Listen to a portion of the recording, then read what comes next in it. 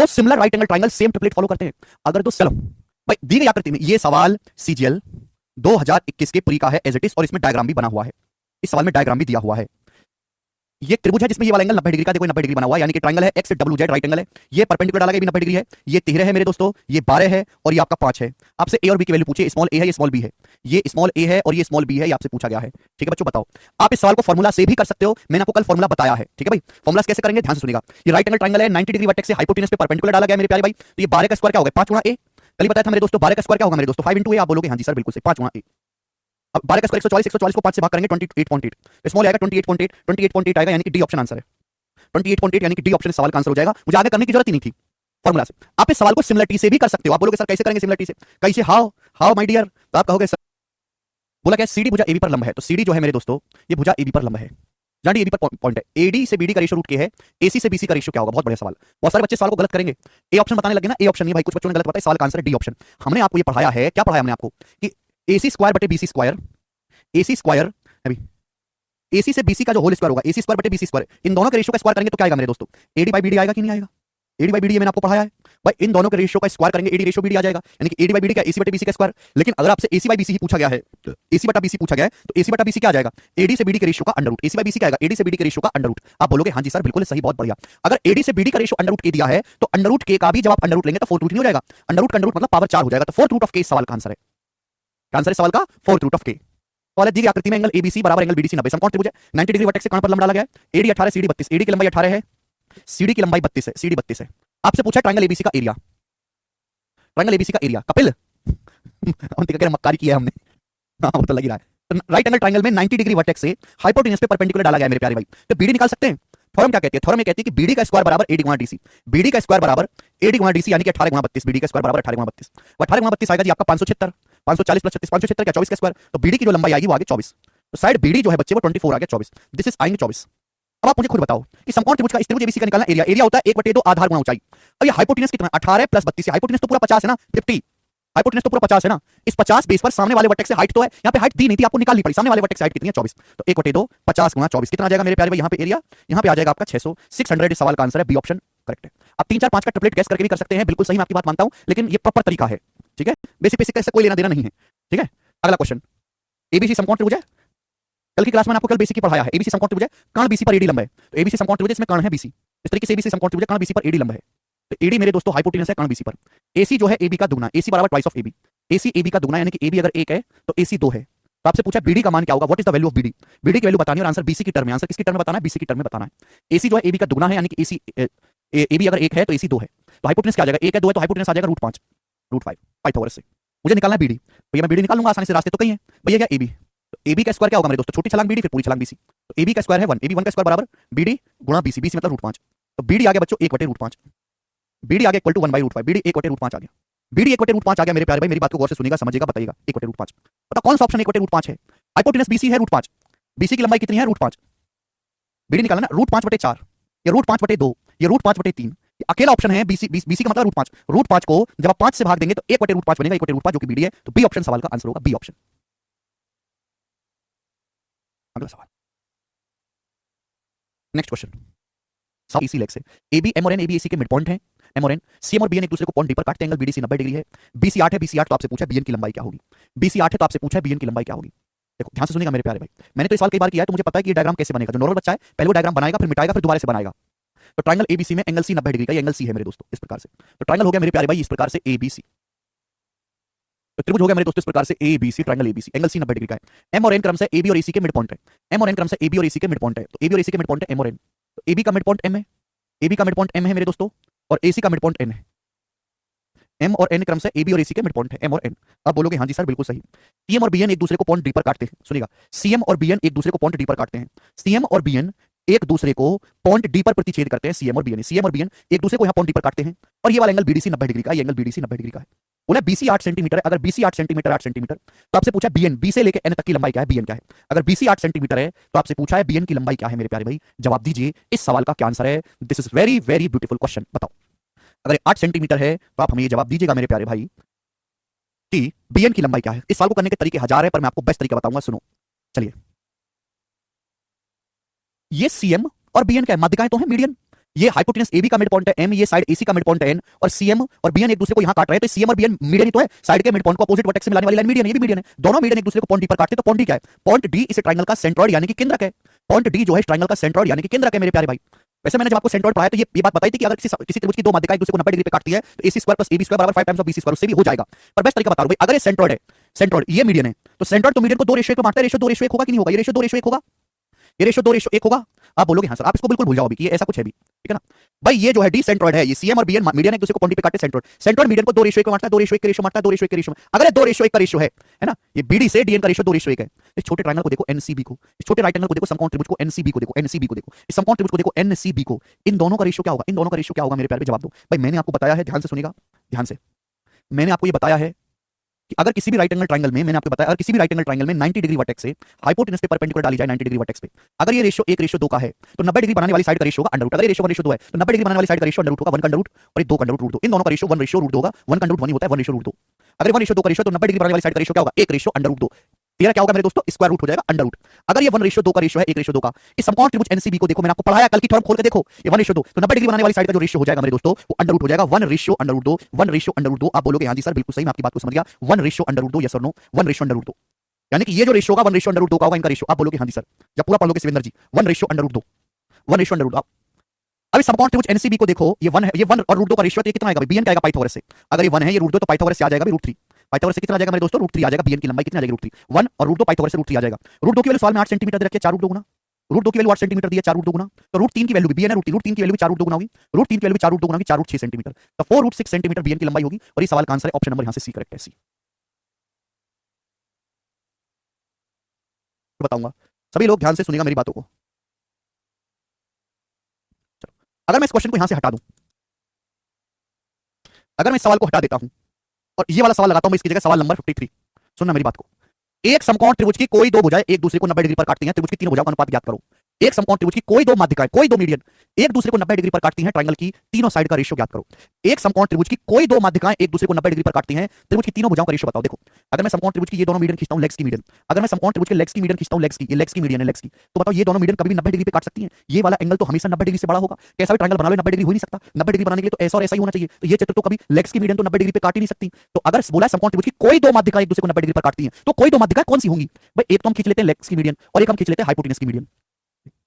एक तो हम खींच लेते हैं मेरे दोस्तों लेग्स की मीडियन और एक हम खींच लेते हैं हाइपोटेनस की मीडियन। अब देखो ये वाला कोण 90 डिग्री का हो सकता है, ये एंगल तो कभी 90 डिग्री बन ही नहीं सकता। यानी कि अगर सवाल में ये बोला गया है कि एक समकोण त्रिभुज की कोई दो माध्यिकाएं एनी टू मीडियंस 90 डिग्री पे कट करती हैं, इसका मतलब कि एक तो लेग्स की मीडियन होगी और दूसरी हाइपोटेनस की ही मीडियन होगी। यानी कि डायग्राम यही रहेगा। अगर ये डायग्राम है तो तीनों भुजाओं का अनुपात ज्ञात करें, त्रिभुज की तीनों भुजाओं का रेशियो क्या होगा? ऑप्शंस आपके सामने हैं।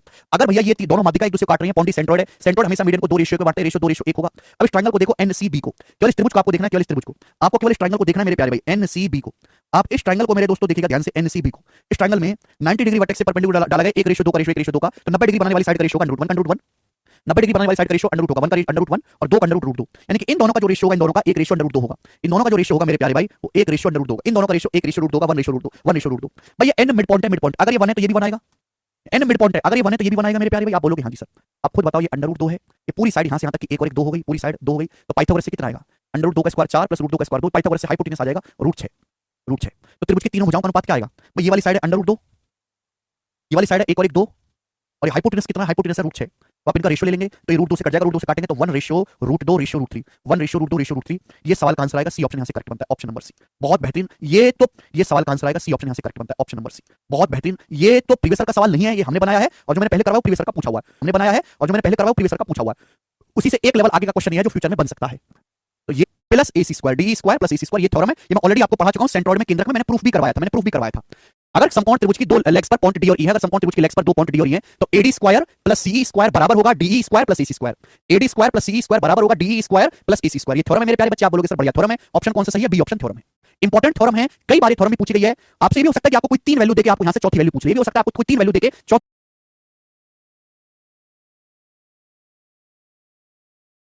AC और BC पर दो पॉइंट PQ इस प्रकार हैं, भुजा BC और AC पर दो पॉइंट PQ इस प्रकार है कि AP से PC का रेशियो 1:2 है और भुजा BC पर पॉइंट Q इस प्रकार है कि BQ से QC का रेशियो 1:2 है। तो आपसे पूछा यह गया है कि AQ square plus BP square upon AB square की वैल्यू क्या होगी, आपसे पूछा गया है। यही ना पूछा गया है। आप बोलोगे हां सर, सवाल को देखते ही पता लग जाएगा कि सवाल में कहीं यह बताया गया है इस सवाल में कहीं ये बताएगा कि ट्रायंगल कैसा है, क्या आपको त्रिभुज एबीसी की भुजाएं दी गई है ना, क्या त्रिभुज एबीसी का कुछ दिया गया नहीं। यानी कि ये एक स्टैंडर्ड सवाल है, ये एक स्टैंडर्ड थ्योरम है जो किसी भी समकोण त्रिभुज के लिए सकता है। आप अपनी मर्जी से मुंह उठा के कैसा भी राइट एंगल ट्रायंगल बना लो, हर राइट एंगल ट्रायंगल के लिए बात सत्य होगी, क्योंकि सवाल में ट्रायंगल की साइज के बारे में कुछ भी नहीं बोला गया। आप अपनी मर्जी से कुछ भी ले सकते हो। बोला ये गया मेरे दोस्तों कि भुजा एसी पर कोण इस प्रकार है कि एपी से पीसी का रेशियो 1:2 है। तो मैंने मान लिया कि एपी की लंबाई 1 है और पीसी की लंबाई 2 है, मैं अपनी मर्जी से कुछ भी लंबाई मान सकता हूं। बोला ये गया है कि साइड बीसी पर एक कोण इस प्रकार है कि बीक्यू से क्यूसी का रेशियो 1:2 है, तो मैं अपनी मर्जी से कुछ भी मान सकता हूं कि माना बीक्यू 1 है और क्यूसी 2 है।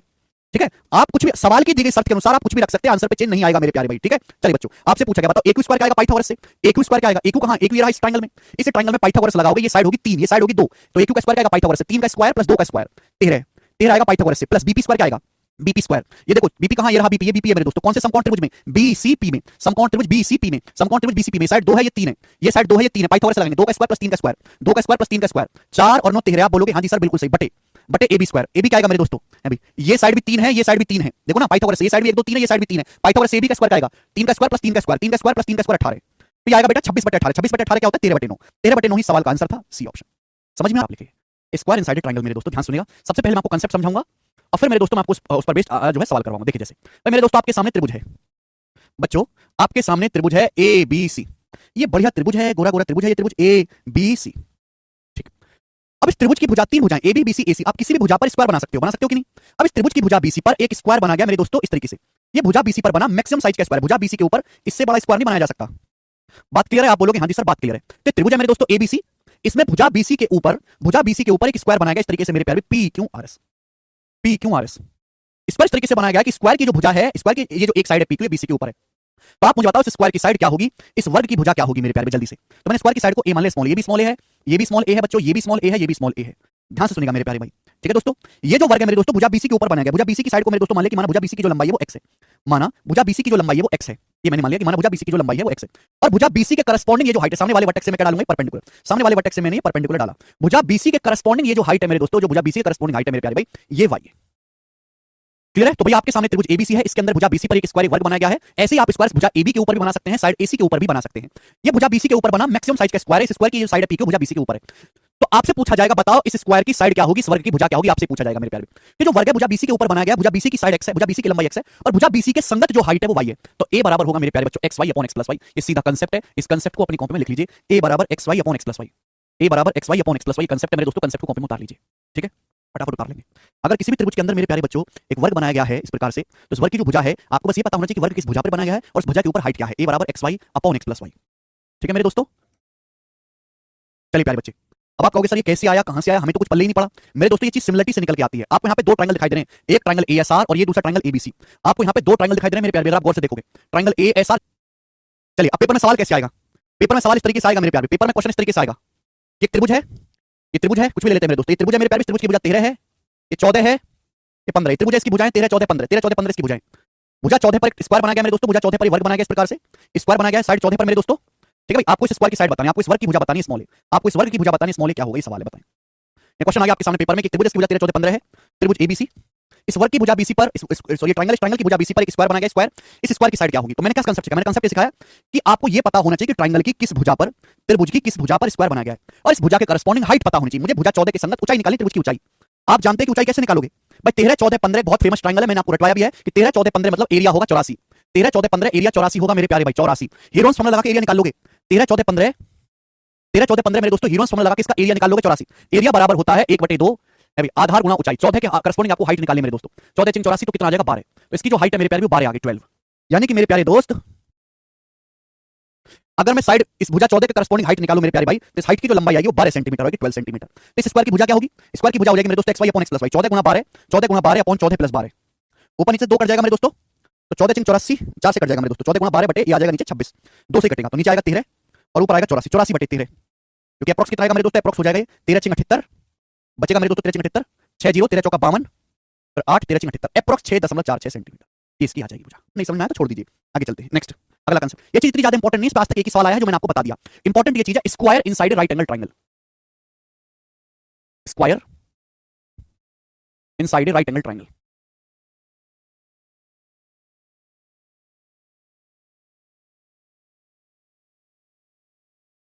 Square inside right angle triangle मेरे प्यारे भाई ढंग से समझने की कोशिश करेगा मेरे दोस्तों, प्यार से समझने की कोशिश करेगा बच्चों। मैंने आपके सामने इस प्रकार से एक समकोण त्रिभुज बनाया, हमने आपके सामने इस प्रकार से ये समकोण त्रिभुज बनाया, समकोण त्रिभुज, ठीक है जी।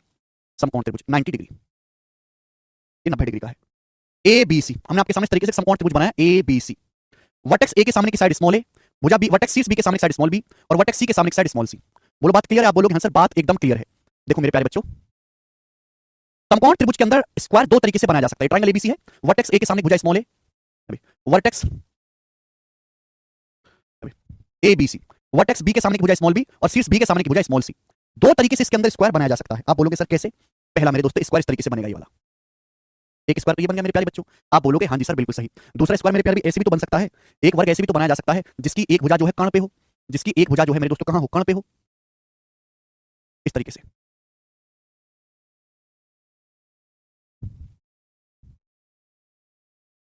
दिख रहा है? सही बन गया क्या? थोड़ा सा गड़बड़ बना है, इस तरीके से नहीं बनना। अब बन गया, ठीक है। ठीक है भाई, तो इसके अंदर दो तरीके से स्क्वायर बनाया जा सकता है मेरे प्यारे भाई। एक समकोण त्रिभुज है प्यारे स्टूडेंट्स, आप बोलोगे हाँ जी सर एबीसी। दो तरीके से स्क्वायर बनाया जा सकता है। ये जो स्क्वायर है, ध्यान सुनिएगा, दो तरीके से सवाल आएगा। समकोण त्रिभुज एबीसी के अंदर एक स्क्वायर बनाया गया है, इस प्रकार से स्क्वायर बनाया गया है, स्क्वायर का एक वर्टेक्स, स्क्वायर का एक वर्टेक्स राइट एंगल ट्रायंगल के वर्टेक्स को कोइंसाइड करता है, संपाती है। समकोण त्रिभुज का एक शीर्ष और स्क्वायर का एक शीर्ष एक ही जगह है, इस तरीके से बनाया गया है मेरे प्यारे भाई। अगर ऐसा है तो मेरे प्यारे भाई इस स्क्वायर की भुजा क्या होगी? ये वर्ग है मेरे दोस्तों, इस वर्ग की भुजा को मैंने नाम दे दिया कि सपोज इस वर्ग की भुजा x है। तो मैं आपसे जानना चाहता हूं कि इस स्क्वायर की साइड क्या होगी मेरे प्यारे भाई, जल्दी से जवाब दीजिए। इस स्क्वायर की साइड क्या होगी, x का मान क्या होगा? फटाफट जल्दी से जवाब दे मेरे प्यारे भाई। ध्यान सुनिएगा भैया, ये लेंथ क्या है मेरे प्यारे भाई? ध्यान सुनिएगा भैया, ये लेंथ क्या है? Small B. ये लेंथ क्या है मेरे दोस्तों? स्मॉल ए। ये लेंथ क्या है मेरे दोस्तों? स्मॉल ए। जल्दी से बनाइएगा मेरे प्यारे भाई, फटाफट फटाफट आप बताएंगे। मैंने कहा मेरे दोस्तों A B upon A plus B, A B upon A plus B. आप बोलोगे हाँ जी सर बिल्कुल सही। एक्स बराबर होगा मेरे दोस्तों A B upon A plus B. Clear है? आप बोलोगे हाँ जी सर बिल्कुल सही, कोई समस्या नहीं, कोई तकलीफ नहीं भाई। ये स्क्वायर है, स्क्वायर की इसी स्क्वायर समकोण त्रिभुज की भुजा एसी पर बनाया गया, एसी की संगत हाइट क्या है? ए है। स्क्वायर की जो भुजा है मेरे प्यारे भाई कर्ण पे है। ठीक है, आप बोलोगे हाँ जी सर बिल्कुल सही, बताइए जल्दी से वाई क्या होगा? हमने क्या सिखाया है? हमने तो आपको ये सिखाया है कि स्क्वायर की भुजा निकालने के लिए आपको ये पता होना चाहिए कि ये जो स्क्वायर किस साइड पर बनाया गया, ये हाइपोटेनस है सी, ये हाइपोटेनस है मेरे दोस्तों सी। आप बोलोगे हाँ जी सर बिल्कुल सही, ये हाइपोटेनस है स्मॉल सी, कर्ण है स्मॉल सी। और इस कर्ण की संगत ऊंचाई क्या है? इस कर्ण के संगत ऊंचाई, यहां से परपेंडिकुलर डालेंगे मेरे दोस्तों, यहां से परपेंडिकुलर डालेंगे तो क्या आ जाएगा मेरे दोस्तों? पी आ जाएगा। ठीक है भाई, तो मेरे दोस्तों y बराबर क्या होगा? c गुणा p upon c plus p, c गुणा p upon c plus p, ये कांसेप्ट हो जाएगा। ये स्क्वायर है मेरे दोस्तों, कर्ण पर बनाया गया, कर्ण पर सामने वाले वर्टेक्स से परपेंडिकुलर क्या है? p। तो y बराबर c गुणा p upon c plus p, c गुणा p upon c plus p। बोलो हाँ, आप बोलोगे हाँ जी सर बिल्कुल हाँ। एक बात बताओ, हम आपको ऑलरेडी कांसेप्ट पढ़ा चुके हैं कि किसी भी राइट एंगल ट्रायंगल में अगर 90 डिग्री वर्टेक्स से हाइपोटेनस पर परपेंडिकुलर डाला गया है, किसी भी समकोण त्रिभुज में अगर 90 डिग्री वर्टेक्स से हाइपोटेनस पर परपेंडिकुलर डाला गया है, यानी कि हाइपोटेनस की जो ऊंचाई है p बराबर क्या होगा? p बराबर होगा ab बटा c। p बराबर क्या होगा बच्चों? ab बटा c। किसी भी समकोण त्रिभुज में अगर 90 डिग्री वाले शीर्ष से कर्ण पर लंब डाला गया है मेरे दोस्तों, तो ये कर्ण की ऊंचाई है मेरे दोस्तों, तो इसकी वैल्यू क्या होती है? p बराबर ab बटा c। ये वैल्यू आप यहां रख दीजिए मेरे दोस्तों, तो क्या आ जाएगा? तो आप कहोगे सर c गुणा p का मतलब ab बटा c upon c plus ab by c। आप बोलोगे हाँ जी सर बिल्कुल सही, कोई परेशानी नहीं है। एलसीएम लेंगे मेरे दोस्तों, जब एलसीएम लेंगे मेरे दोस्तों तो c किसी में गुणा हो जाएगी, c स्क्वायर प्लस ab हो जाएगा, ये c स्क्वायर प्लस ab हो जाएगा, c square plus ab, c से c कट जाएगा, ऊपर आ जाएगा मेरे दोस्तों abc। तो p बराबर आ गया abc upon c square plus ab। Sorry, वर्ग की भुजा आ गई abc upon c square plus ab। ये सवाल सीडीएस 2018 के पेपर में पूछा गया था, सेम फार्मूला पूछा गया था, कुछ और चीज नहीं पूछी गई थी, फार्मूला पूछा गया था, फार्मूला। ठीक है, कुछ और चीज नहीं पूछी गई थी, ध्यान सुनिएगा। लेकिन वहां थोड़ा सा चेंज था। चेंज क्या था भाई? c स्क्वायर क्या है? c स्क्वायर क्या? पाइथागोरस में c क्या? कर्ण। तो पाइथागोरस थ्योरम से c स्क्वायर क्या आएगा मेरे दोस्तों? पाइथागोरस थ्योरम से c स्क्वायर होगा बच्चे a square plus b square. Pythagoras theorem से c स्क्वायर बराबर होगा जी a square plus b square plus ab। a square plus b square लिख सकते हैं, पाइथागोरस से c स्क्वायर बराबर a square plus b square, ऊपर क्या है? abc। यानी कि ये इस वर्ग की भुजा आ गई मेरे दोस्तों, y बराबर abc अपॉन y बराबर y बराबर मेरे दोस्तों abc upon a square plus b square plus ab। ये वर्ग की भुजा आ गई मेरे दोस्त। आप बोलोगे हाँ जी सर बिल्कुल सही। आपने पूछ लिया अगर मैं दो समान समकोण त्रिभुज बनाता हूं तो उसके अंदर दो तरीके से स्क्वायर बनाया जा सकता है। इस वाले स्क्वायर की भुजा होगी a b upon a plus b, इस वाले स्क्वायर की भुजा होगी c गुणा p upon c plus b। अब बताओ इनमें स्क्वायर x बड़ा होगा कि ये वाला स्क्वायर बड़ा होगा? तो बेटे ये वाला जो स्क्वायर है इसकी भुजा बड़ी होगी मेरे दोस्तों। x का मान मेरे दोस्तों हमेशा y से बड़ा होगा, x की जो वैल्यू है वो y से बड़ी होगी, x की जो वैल्यू है मेरे दोस्तों वो y से बड़ी होगी। यानी कि अगर पेपर में सवाल ये आता है कि एक समकोण त्रिभुज के अंदर मैक्सिमम साइज का स्क्वायर बनाया गया है, सवाल ये आता है कि एक समकोण त्रिभुज के अंदर मैक्सिमम साइज का स्क्वायर बनाया गया है, तो बताओ उस स्क्वायर की साइड क्या है? Maximum size. एक राइट एंगल के अंदर दो ही स्क्वायर बन सकते हैं, या तो ऐसे बनेगा ऐसे बनेगा। अब इन दोनों में से साइज किसका बड़ा होगा? इसका साइज बड़ा होगा मेरे प्यारे भाई, तो ये मैक्सिमम साइज का स्क्वायर होगा, मैक्सिमम साइज का स्क्वायर। क्लियर है? हाँ जी, डाउट क्लियर हो गया मेरे दोस्तों। अगर एग्जाम में सवाल आता है कि एक समकोण त्रिभुज के अंदर अधिकतम क्षेत्रफल का एक वर्ग बनाया गया है, बताओ उस वर्ग की भुजा क्या होगी, तो आप तुरंत समझ जाएगा कि आपको इस वाले स्क्वायर की भुजा पूछा है, इस वाले की, पहले वाले की, इस वाले की नहीं। ये बड़ा होगा, ये छोटा होगा मेरे दोस्तों। आप कोई भी एग्जांपल लेके प्रूफ कर सकते हैं। अंजू कह रहे हैं बटा सी कैसे हुआ? बच्चे ये वाला सवाल 2017 के मेंस के पेपर में आया था, 2017 के मेंस के एग्जाम में वाला सवाल आया था। बनाओ।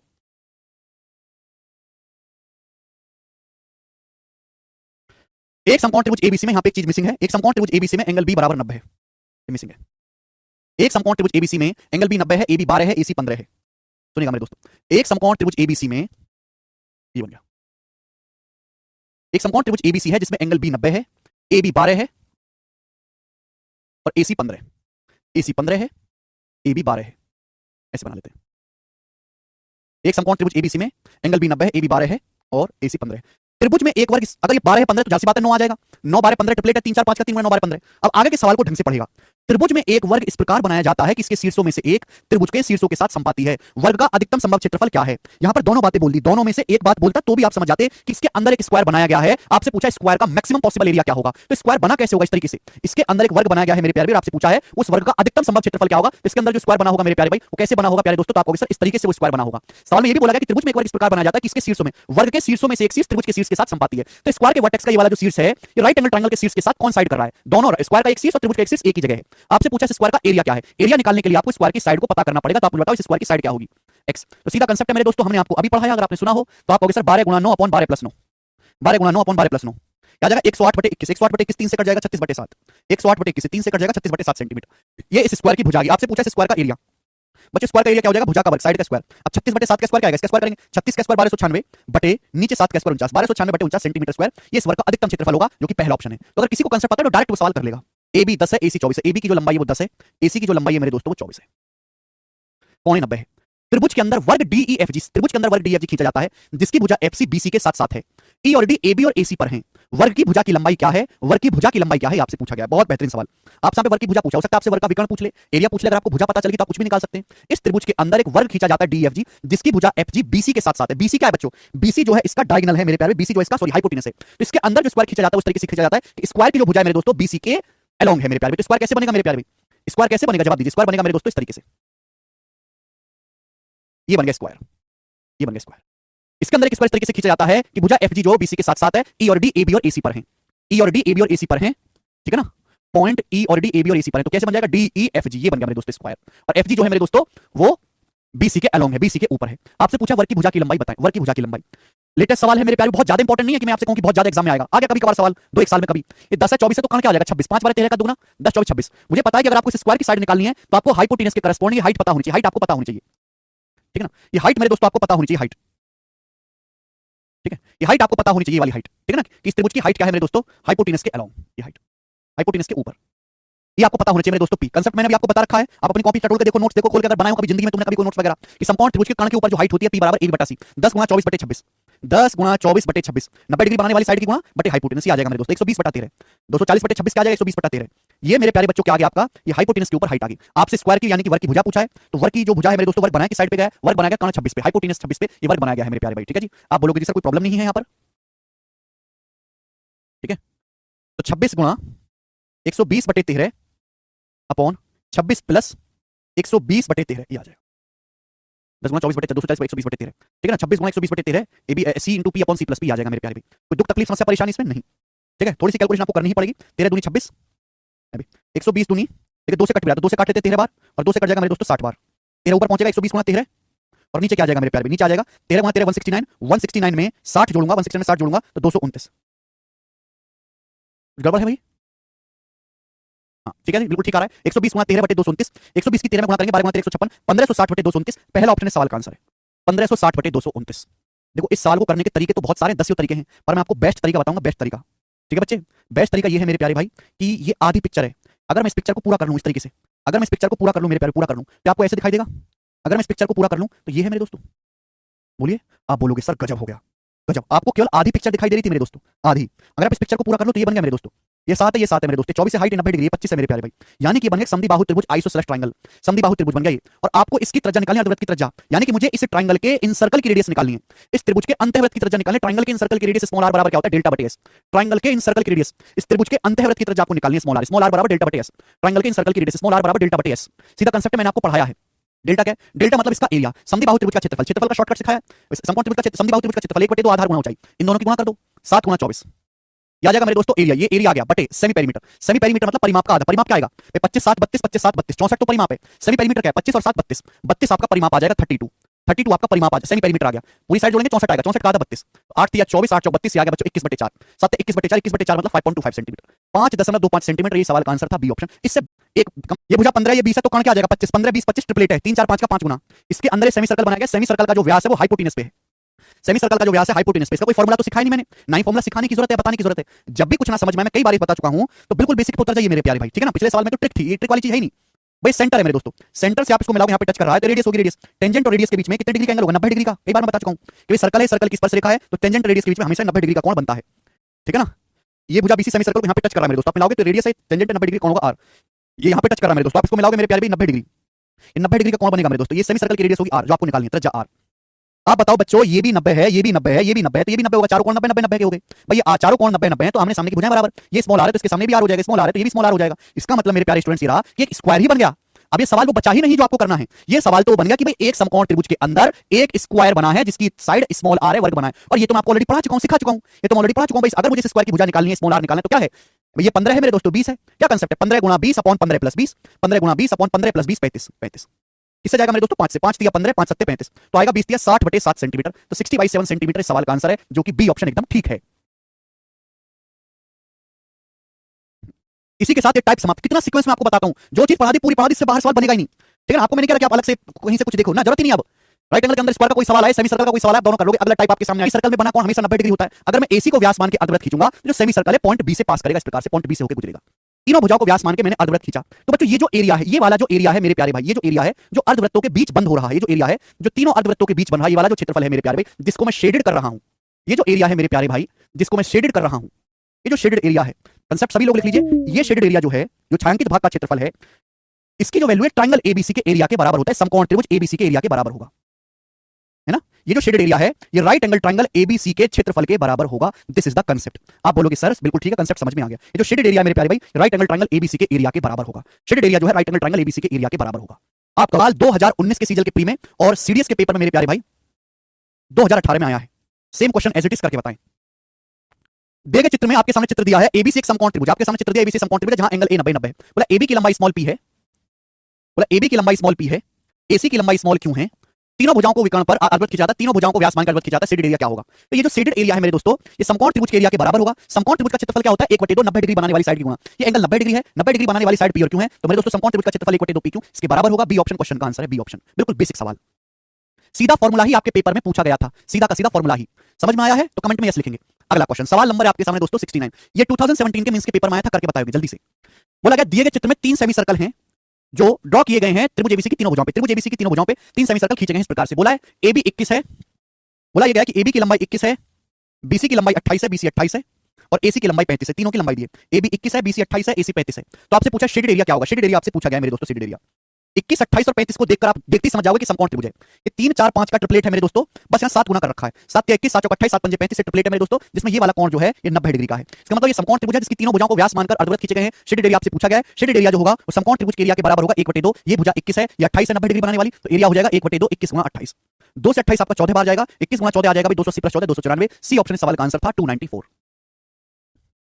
मेंस के पेपर का सवाल जिस बच्चे को थ्योरम याद है वो मात्र 10 सेकंड में सवाल कर लेगा। इस सवाल को सॉल्व करने में 10 सेकंड से ज्यादा का समय नहीं लगेगा, लेकिन वही बच्चा इस सवाल को कर पाएगा जिसको ये थ्योरम पता होगी, और जिसको नहीं पता वो कर ही नहीं पाएगा बेटा पेपर में, प्रेशर की वजह से। चलिए क्या आप सवाल कर पाए?